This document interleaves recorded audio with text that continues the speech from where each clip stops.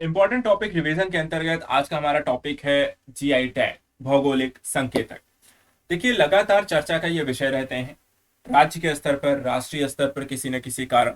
इसके अलावा आईपीआर का भी एक टॉपिक बन जाता है जिसको हम इंटेलेक्चुअल प्रॉपर्टी राइट्स या बौद्धिक संपदा अधिकार भी कहते हैं। और इसके कारण आपको इनके बारे में पता होना चाहिए। राज्य के स्तर पर, राष्ट्रीय स्तर पर अलग अलग कह सकते हैं ऐसी वस्तुओं को भौगोलिक संकेतक का यहाँ पे दर्जा दिया जाता रहा है।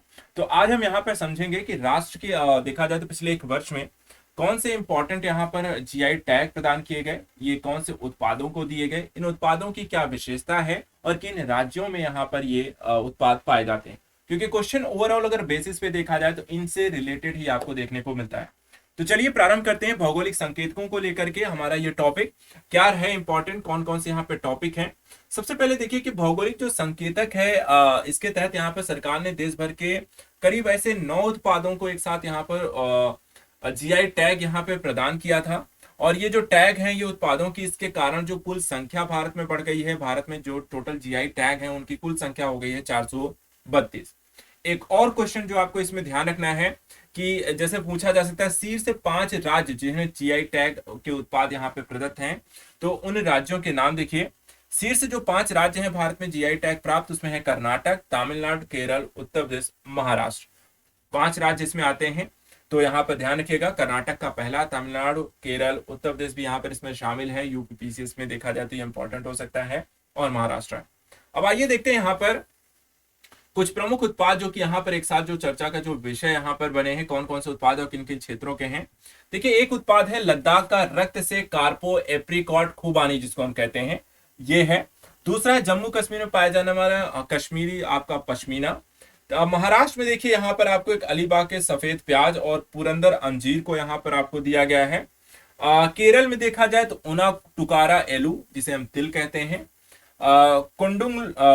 कोडुंगलूर पुट्टू वेल्लरी, जिसे हम स्नैप मेलन कहते हैं। और कंतल्लूर वट्टावड़ा वेलुथुल्ली, जिसे हम लहसुन कहते हैं।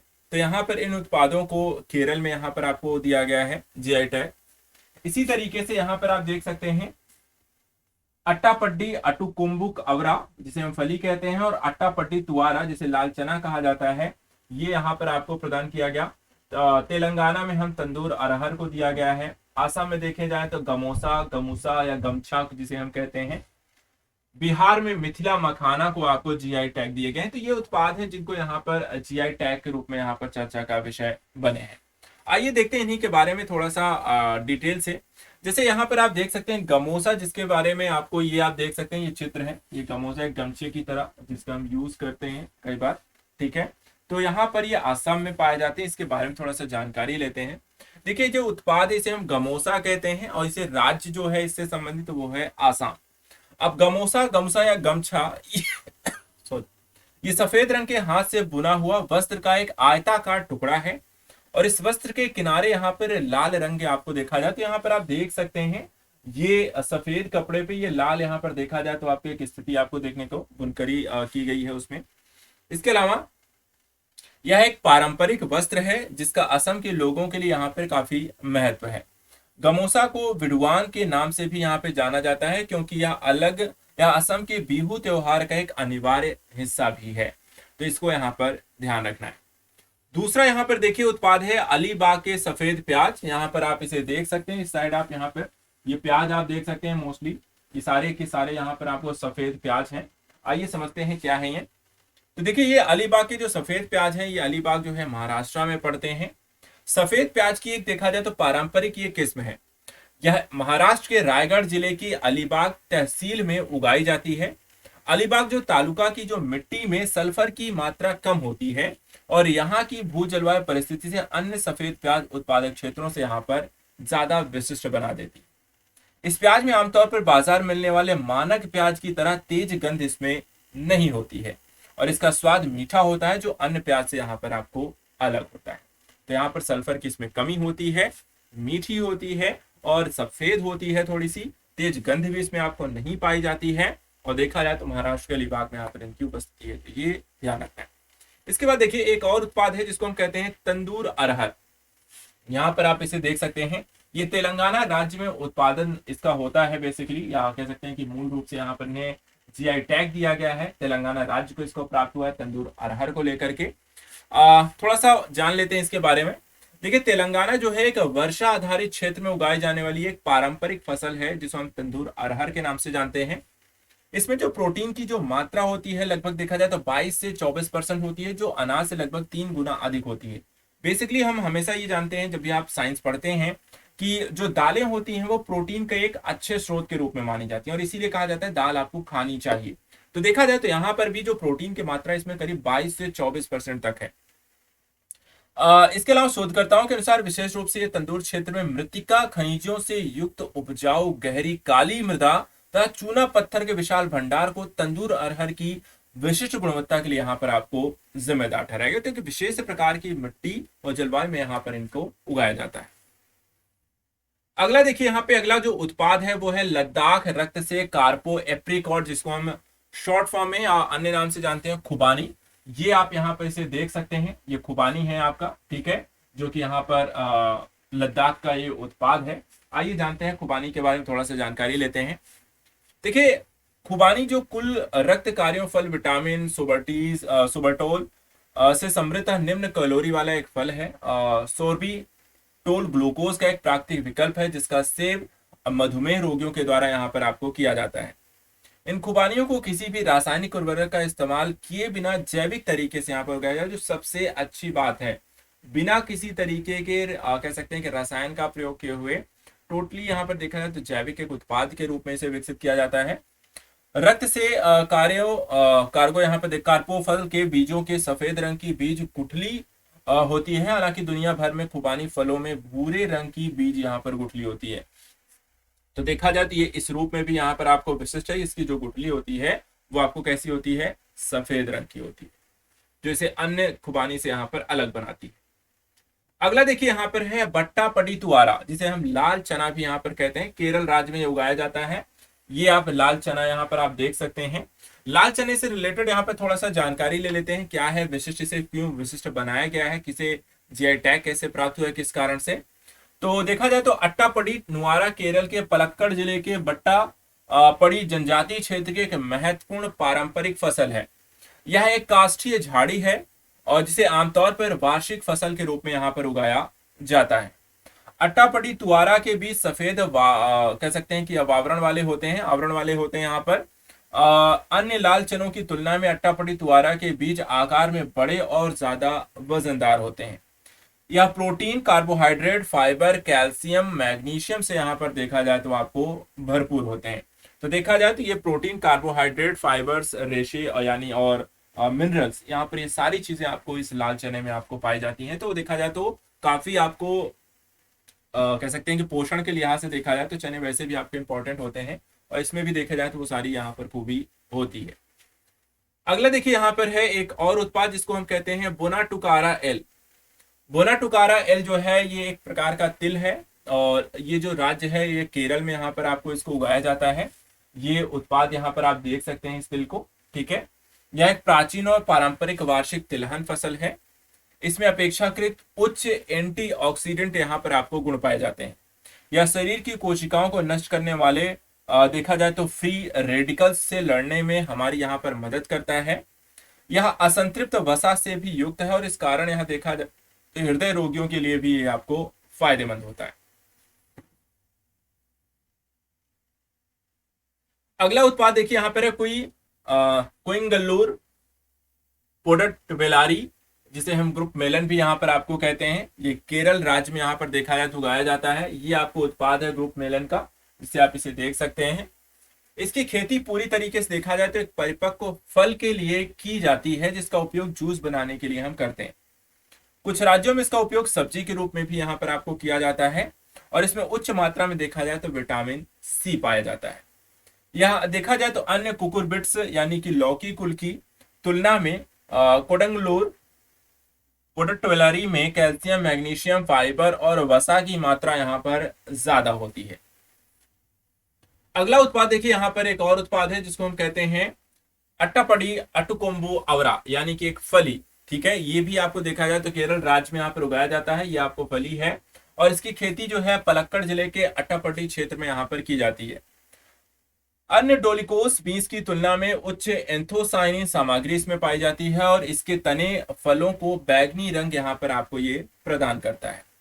एंथोसाइनिन में मधुमेह निवारक गुण भी आपको पाए जाते हैं और हृदय रोगों से ये बचाता भी है। इसके अलावा इसमें कैल्शियम, प्रोटीन, फाइबर की भी यहाँ पर देखा जाए तो उच्च मात्रा आपको पाई जाती है। अटापट्टी कोम्बुज आवरा की उच्च फेनोलिक सामग्री कीट और रोगों के खिलाफ प्रतिरोध क्षमता प्रदान करती है और इससे फसल की जैविक खेती के लिए यहाँ पर देखा जाती है ज्यादा उपयुक्त होती है।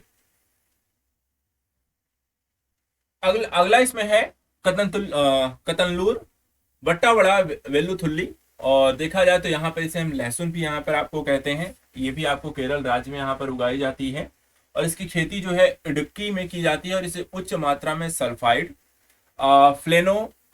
फ्लेवोनोइड्स और प्रोटीन यहाँ पर आपको इसमें मौजूद होती है। यह एलिसिन से भरपूर होती है जो सूक्ष्म जीवों से होने वाले संक्रमण, ब्लड शुगर, कैंसर, कोलेस्ट्रॉल, हृदय रोग, रक्त वाहिकाओं की क्षति आदि के खिलाफ यहाँ पर ज्यादा प्रभावी होती है।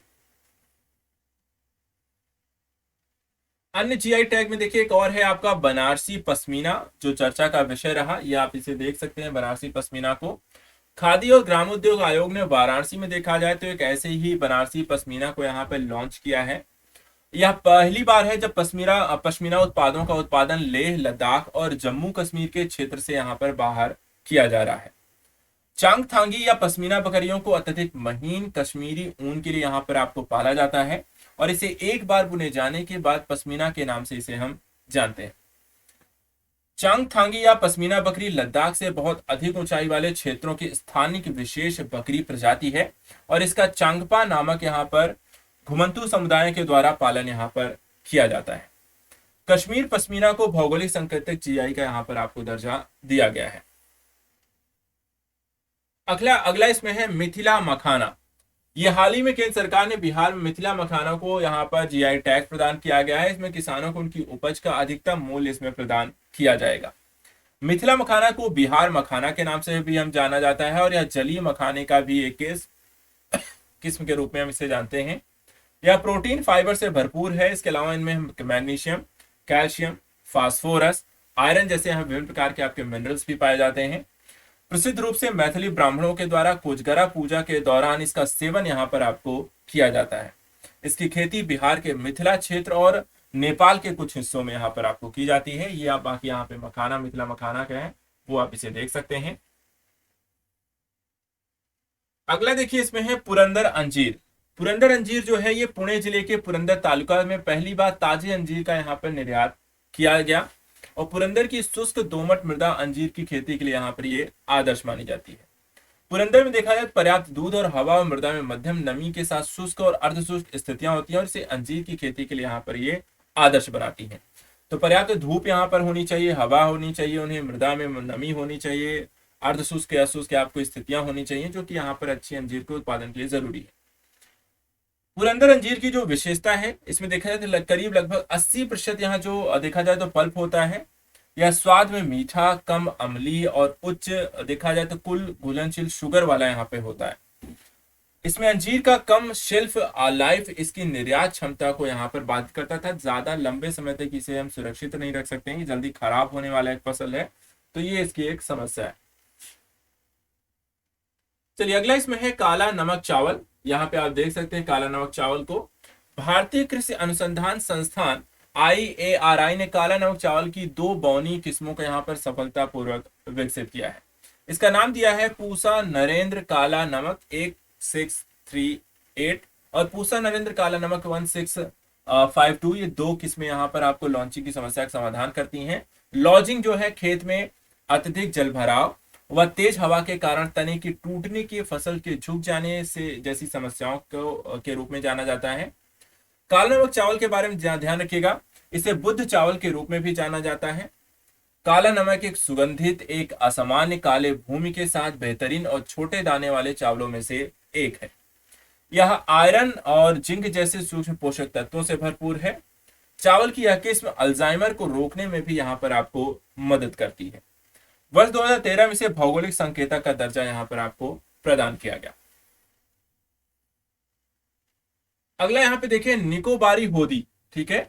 निकोबारी होदी देखा जाए तो अंडमान निकोबार ने पहली बार अपने किसी शिल्प के लिए भौगोलिक संकेतक यानी कि जीआई टैग यहाँ पे दर्जा प्राप्त करने हेतु यहाँ पर आवेदन किया है।